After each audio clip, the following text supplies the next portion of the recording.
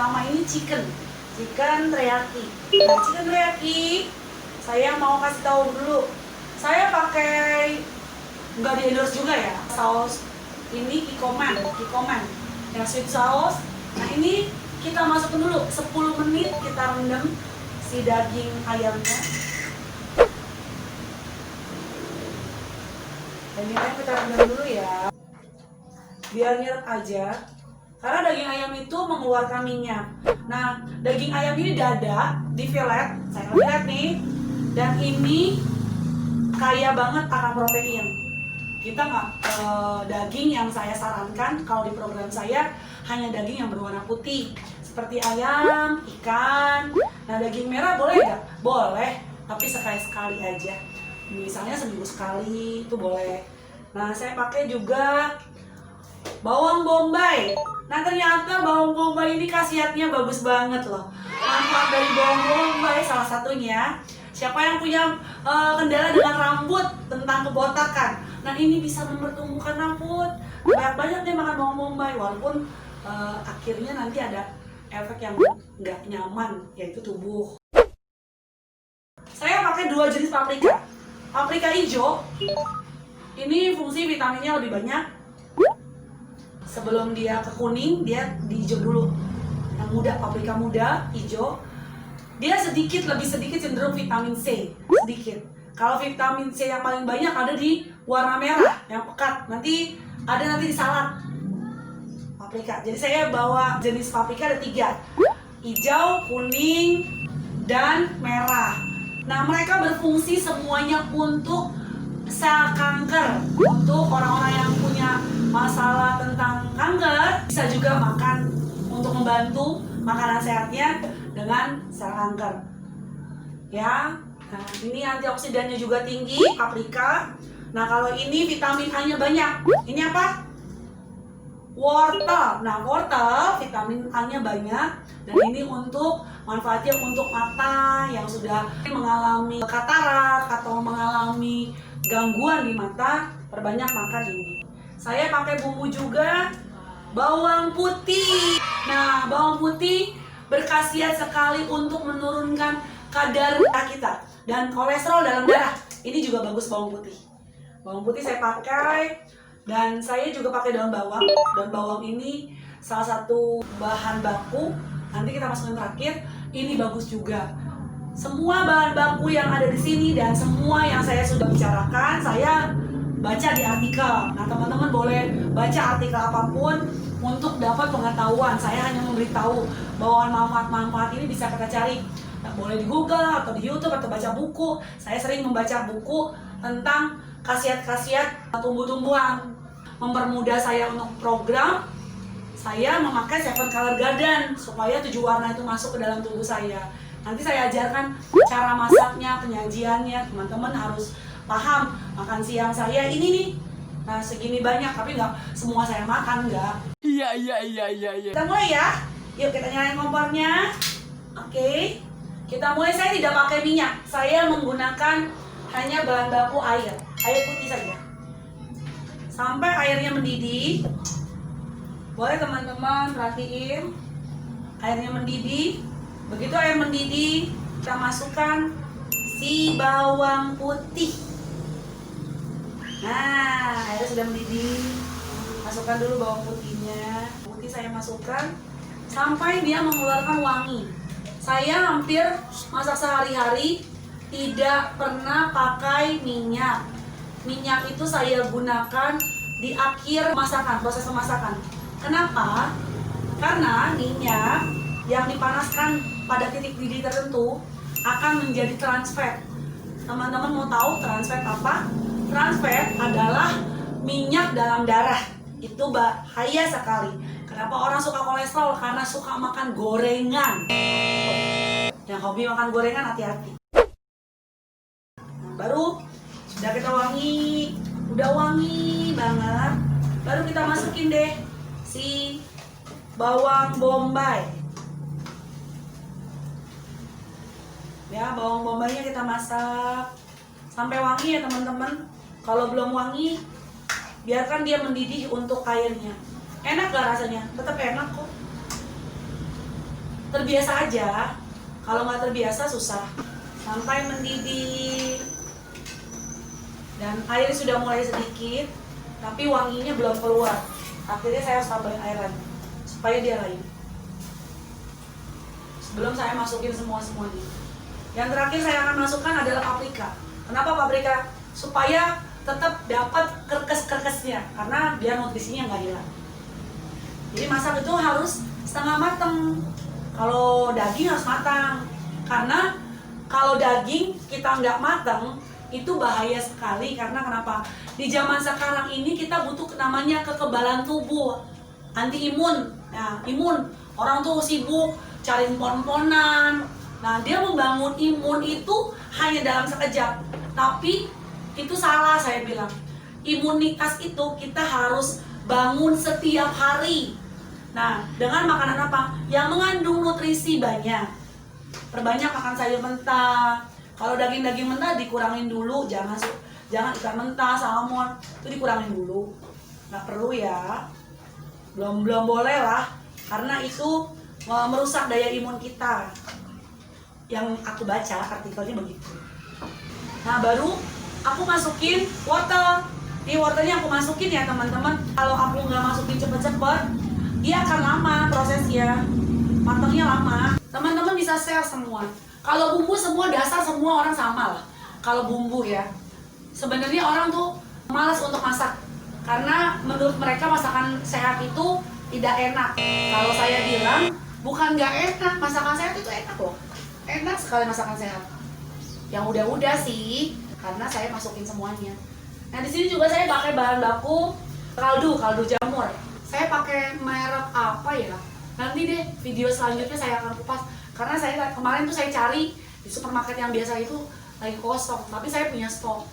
Jadi pakai kaldu jamur. Biar tetap. Ini wanginya udah wangi loh. Tinggal makan nih.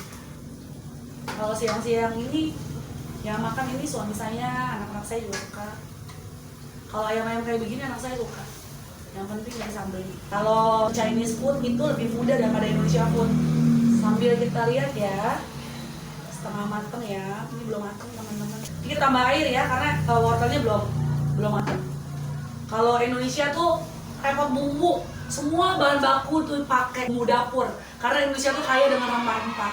Tapi nanti video selanjutnya saya akan masak bagaimana sih masak opor sehat, opor ayam tapi tetap sehat. Saya akan ajarin teman-teman. Itu enak banget. Rasanya tetap kayak opor ayam, yang kayak rendang-rendang Padang. Tapi saya rendang bukan pakai daging, ikan tuna rendang.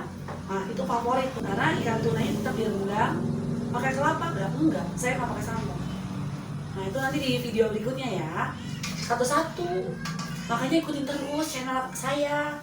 Nanti saya buka satu-satu sehingga saya sehat. Oke. Bentar ya. Belum masak nih. Nah, pokoknya kalau ini belum layu, si wortel itu belum mateng, jangan dimasukin yang lain-lain dulu. Karena kalau wortelnya setengah mateng, baru kita masukin daging. Nanti kalau paprika yang terakhir aja, supaya paprikanya masih bisa kekes-kekes. Jadi enak.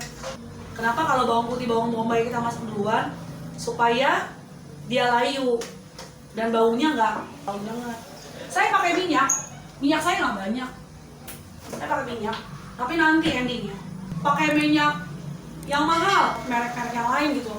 Minyak semahal apapun kalau dipanaskan dalam titik-titik tertentu, tadi saya bilang menjadi trans fat. Nah, trans fat itu bahaya teman-teman.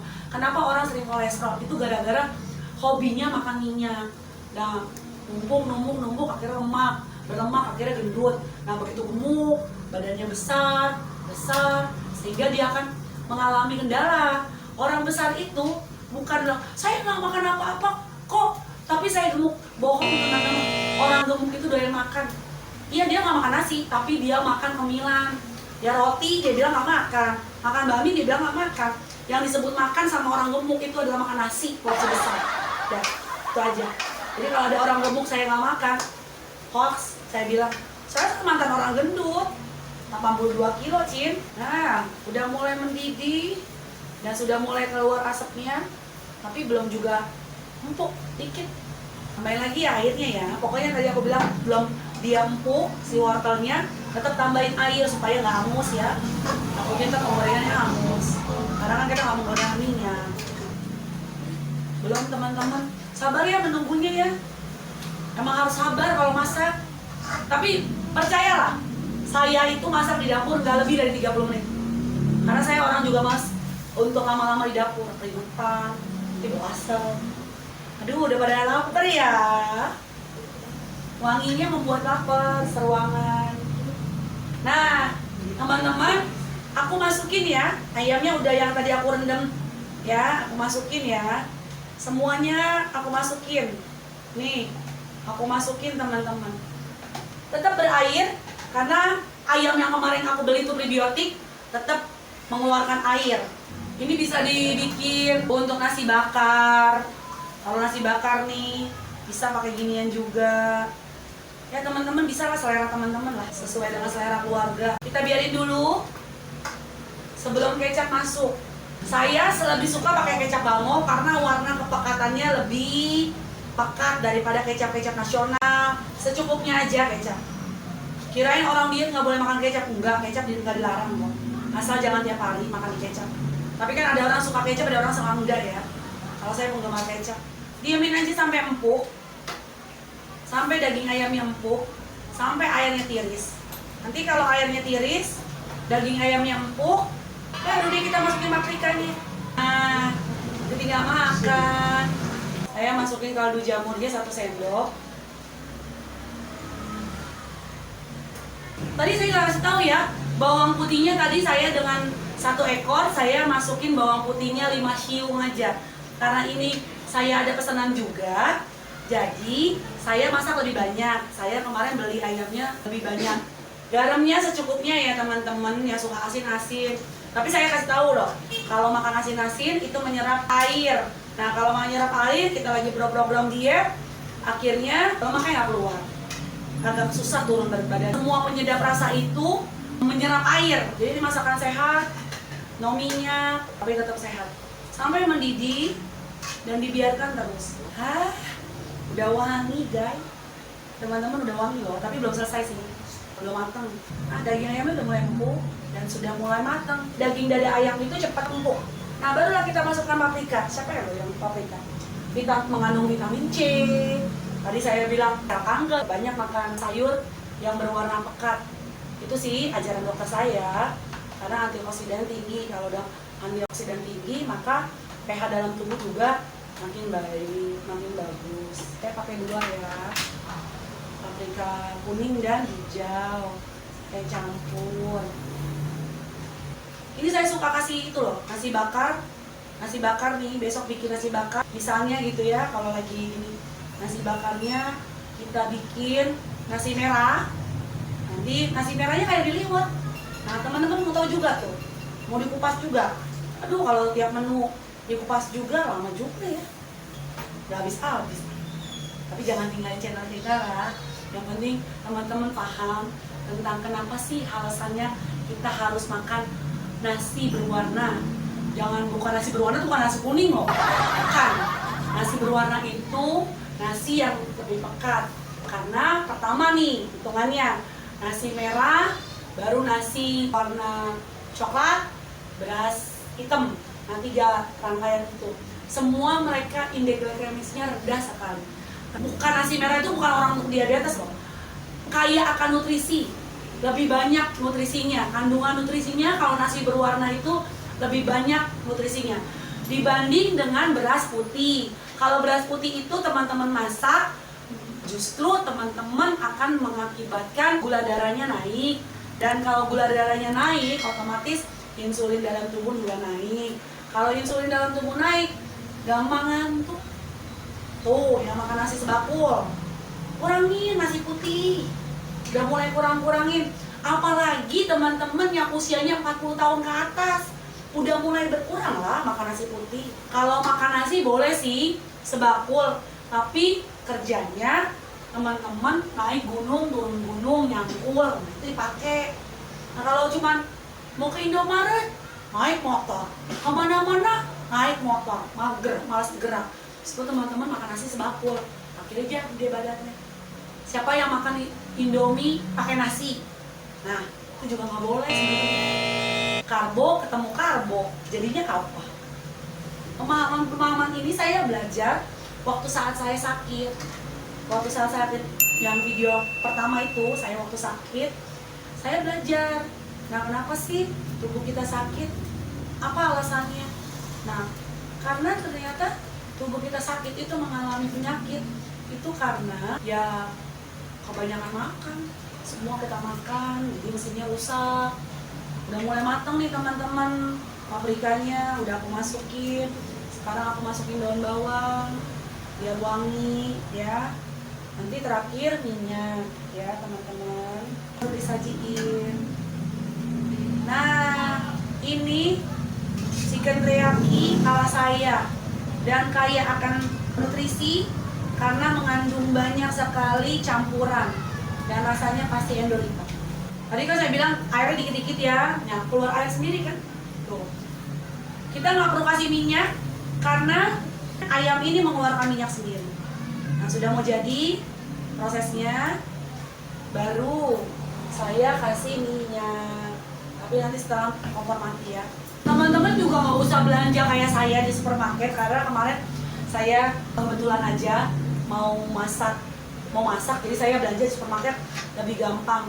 Nanti lain kali video selanjutnya saya akan bawa teman-teman ke pasar biar biayanya lebih murah ya, supaya nanti orang bilang ini masakan sehat itu nggak enak. Satu, alasannya nggak ada rasa, kata siapa, kan belum tentu. Nah, tergantung yang masak. Masakan sehat itu repot, pas itu mahal, nggak mahal juga. Kalau kita beli pasar tradisional lebih murah mungkin ya daripada kita ke supermarket. Nanti besok video-video yang ini kita nantinya belanja semua perlengkapannya di pasar tradisional. Oke. Kalau ayam tuh lama-lama juga makin keluar air, makin keluar air. Aku belum cobain sih rasanya, sebentar ya, cobain dulu ya. Takutnya kurang. Ya. Baiklah, sudah selesai menu pertama kita. Baru saya kasih minyak, cukup 2 sendok. Untuk apa dikasih minyak? Ini minyak jadi sehat, jadi rasanya enak.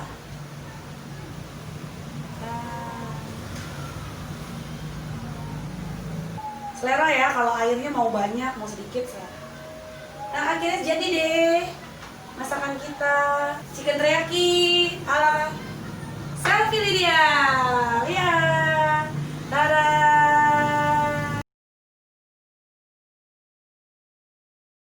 Nah, teman-teman sudah selesai kan masakan tadi, chicken teriyakinya. Nah, masakan yang nanti the next video saya akan membuat salad. Dan saya tidak pernah pakai mayones, tetap sehat. Teman-teman masih penasaran? Ikutin terus ya video selanjutnya ya. Terima kasih teman-teman udah nonton saya.